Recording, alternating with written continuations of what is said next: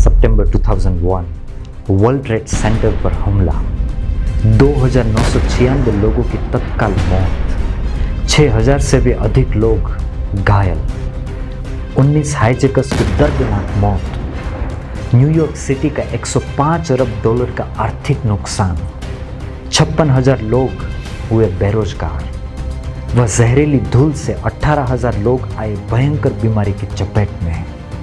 यह सब कुछ हुआ सिर्फ 17 मिनट्स में। कौन था इस हमले के पीछे? 1945 जर्मनी, 60 लाख यहूदी लोग गैस चैम्बर में क्रूरता से मारे गए। उनमें से 15 लाख तो मासूम बच्चे थे। दूसरे विश्व युद्ध में 7 करोड़ 20 लाख लोगों की दर्दनाक मौत हुई। कौन था इस बेरहम नरसंहार के पीछे? लगभग 17 लाख साल पहले किसी जालिम और निर्लज ने सीता जी का अपहरण किया, जिसकी भगवान राम से बहुत बड़ी दुश्मनी थी, जिसका भगवान राम से हुआ था महायुद्ध। कौन था वो पापी निर्लज? करीबन 5000 साल पहले महाभारत के युद्ध में लगभग 50 लाख योद्धा मारे गए। लाखों महिलाएं विधवा हुई, लाखों बच्चे अनाथ हुए, असंख्य निर्दोष लोग अत्याचार के शिकार बने। कौन था इस दारुण युद्ध के पीछे? क्या आप जानते हैं दुनिया के इस सबसे बड़े अत्याचार और नरसंहार के पीछे कौन लोग थे? दरअसल इनमें से किसी को भी कोई भी प्रकार के परिचय की आवश्यकता नहीं। Osama bin Laden, Adolf Hitler, Ravana, Duryodhana. पर आज मेरा आपसे एक प्रश्न है, ये सब दुनिया के सबसे बड़े अत्याचारी, सबसे बड़े जालिम क्यों बने? क्या वे एजुकेटेड नहीं थे? क्या उन्हें सही गलत का ज्ञान नहीं था? क्या वे पावरफुल नहीं थे, स्किलफुल नहीं थे, क्रिएटिव नहीं थे? आप जानते ओसामा बिन लादेन की एजुकेशन क्वालिफिकेशन क्या थी? आप जानते एडोल्फ हिटलर की एजुकेशन क्वालिफिकेशन क्या थी? आप जानते रावण कितना ज्ञानी था? आप चौंक जाएंगे। रावण 4 वेदों का ज्ञाता था, विद्वान था। क्या आप जानते हैं दुर्योधन कितना उदार था, कितना कूटनीतिज्ञ था?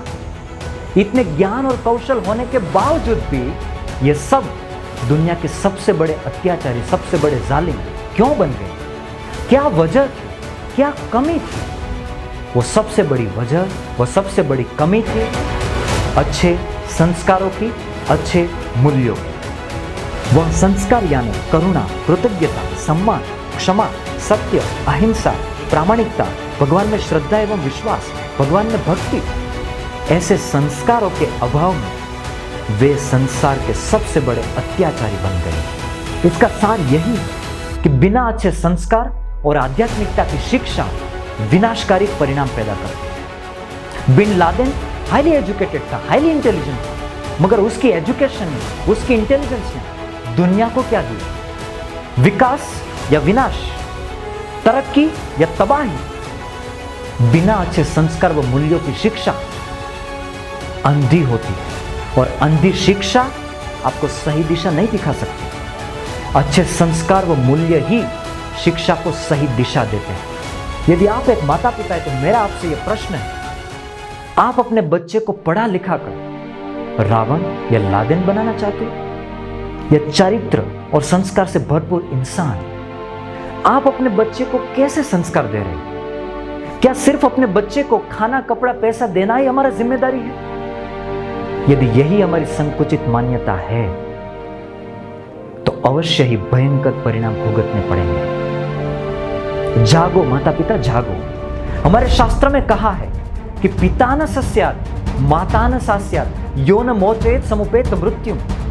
उन्हें पिता नहीं बनना चाहिए, उन्हें माता नहीं बनना चाहिए, यदि वो अपने संतानों को अच्छे संस्कार नहीं दे सकते। माता पिता के रूप में हमारी सर्वोच्च जिम्मेदारी है अपने संतानों को अच्छे संस्कार देना। Just imagine for a moment, कुछ पल के लिए अपने बेटे की कल्पना कीजिए।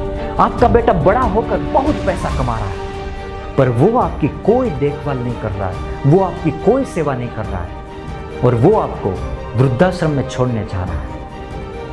आपको वो कैसा लगेगा? जरा सोचिए। अच्छा लगेगा?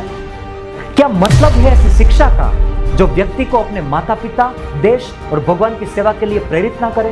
क्या मतलब है ऐसी शिक्षा का जो जीवन में वास्तविक सुख शांति ना दे सके? यह सच्ची शिक्षा नहीं है। हमारे शास्त्रों में कहा है कि सा विद्या या विमुक्त है। सच्ची विद्या वो है जो मुक्ति देती है, जो हमें कष्टों से, दुखों से, जन्म मरण के चक्कर से मुक्ति देती है। वो सच्ची विद्या है और वो अच्छे संस्कार और आध्यात्मिकता के बिना सर्वथा असंभव है। मगर क्या है ना, कभी कभी लोग संस्कार और आध्यात्मिकता की ताकत को कम आंकते हैं।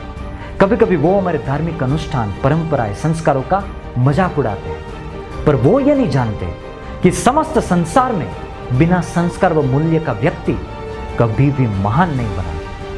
इस दुनिया के किसी भी महान व्यक्ति का आप उदाहरण ले सकते हैं।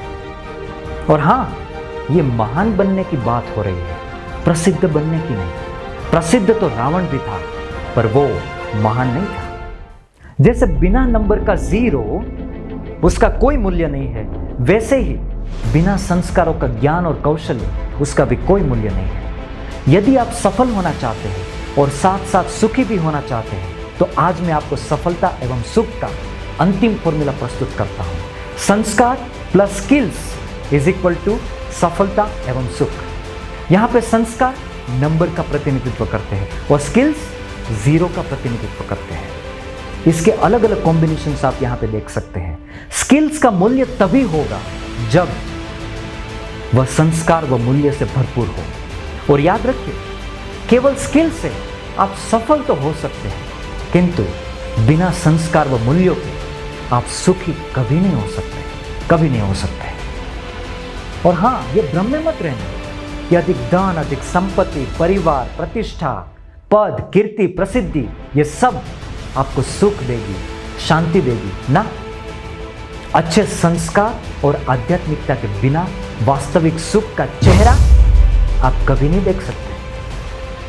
परंतु ये देखकर बहुत दुख होता है कि आजकल हमारे संस्कार, हमारी आध्यात्मिकता समाज में से सिमटती जा रही है। वास्तव में प्राचीन काल में समस्त भारत में 9 लाख गुरुकुल थे, किंतु अंग्रेजों ने, मुगल आक्रमणकारियों ने भारत पर शासन करने के लिए समस्त गुरुकुल का विध्वंस कर दिया, समस्त गुरुकुल को तबाह कर दिया। और तभी से हमारे संस्कार, हमारी आध्यात्मिकता समाज में से नष्ट होती जा रही है।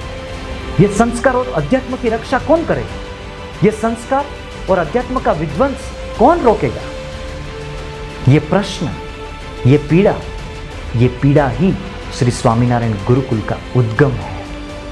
पर कैसे? 1948 शास्त्री जी महाराज श्री धर्मजीवन दास जी स्वामी जी एक महान दूरदर्शी संत हिमालय की यात्रा कर रहे थे। उसी दौरान शास्त्री जी महाराज के करुणा से भरपूर हृदय में एक विचार प्रकट हुआ। संस्कार और अध्यात्म के बिना हमारी भावी पीढ़ी कैसी होगी? बिना संस्कार और अध्यात्म की दुनिया कैसी बनेगी? हम ये संस्कार और अध्यात्म का विनाश कैसे रोक सकते हैं? शास्त्री जी महाराज इन्हीं प्रश्नों के उत्तर ढूंढने में खोए हुए थे। उसी दौरान बद्रीनाथ के जंगल में रुद्रप्रयाग के आसपास उन्होंने एक प्राचीन गुरुकुल का दृश्य देखा, जिसमें एक गुरु अपने कुछ शिष्यों को शास्त्र का ज्ञान प्रदान कर रहे थे।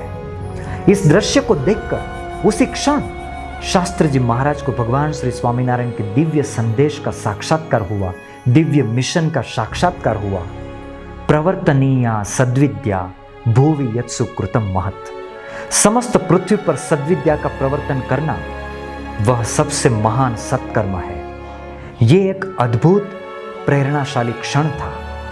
क्या हम ऐसे गुरुकुल व्यवस्था को पुनः करके अपने संस्कार, मूल्यों, परंपरा और अध्यात्म की रक्षा नहीं कर सकते? इसी दिव्य प्रेरणा से अभिभूत शास्त्री जी महाराज पुनः राजकोट गुजरात आ गए और शास्त्री जी महाराज श्री धर्मजीवन दास जी स्वामी ने 11 मई 1948 मंगलवार सुबह 11 बजे राजकोट शहर में सबसे प्रथम गुरुकुल की स्थापना की और इस गुरुकुल का नाम रखा गया श्री स्वामीनारायण गुरुकुल। क्यों श्री स्वामीनारायण गुरुकुल ही क्यों? शास्त्री जी महाराज अपना नाम भी जोड़ सकते थे ना, कि धर्मजीवन गुरुकुल किंतु शास्त्री जी महाराज ने ऐसा नहीं किया, क्योंकि शास्त्री जी महाराज को अपने इष्टदेव भगवान श्री स्वामीनारायण में अनन्य भक्ति थी, अत्यंत भक्ति थी। शास्त्री जी महाराज की ऐसी दिव्य भावना थी, ऐसी कल्याण भावना थी कि कोई भी व्यक्ति जाने अनजाने में श्री स्वामीनारायण गुरुकुल ऐसा नाम लेगा तो जाने अनजाने में वो भगवान के दिव्य नाम का जाप कर रहा है, और ऐसे दिव्य नाम का जाप करने से उसके पाप नष्ट होंगे, उसकी आत्मा पवित्र होगी, उसे भगवान में भक्ति होगी और अंत में वो भगवान को प्राप्त करेगी। ऐसी शास्त्री जी महाराज की दिव्य भावना थी, कल्याण भावना थी। और आज मुझे कहते हुए अत्यंत गर्व होता है कि श्री स्वामीनारायण गुरुकुल राजकोट ये स्वतंत्र भारत का सर्वप्रथम गुरुकुल है, और यह गुरुकुल शास्त्री जी महाराज की ओर से इस सारी दुनिया को दिया गया सबसे बड़ा उपहार है। वैसे शुरुआत में केवल 7 विद्यार्थियों से गुरुकुल की शुरुआत हुई थी, किंतु आज हजारों विद्यार्थी दुनिया भर की विभिन्न गुरुकुल शाखाओं में विद्या, सद्विद्या, ब्रह्म विद्या की शिक्षा प्राप्त कर रहे हैं। गुरुकुल की स्थापना से पहले जब शास्त्री जी महाराज भूमि संपादन कर रहे थे, उस समय शास्त्री जी महाराज की मुलाकात हुई गुजरात के सौराष्ट्र के एक अधिकारी ढेबर भाई से। ढेबर भाई ने शास्त्री जी महाराज को पूछा कि स्वामी जी, आप इस जमीन का क्या करेंगे?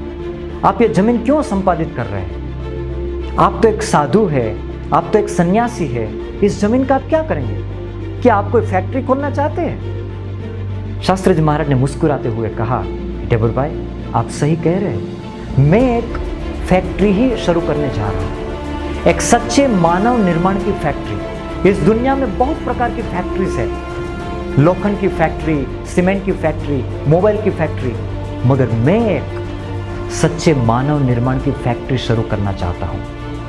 इस आजाद भारत को आदर्श नागरिक की भी जरूरत है।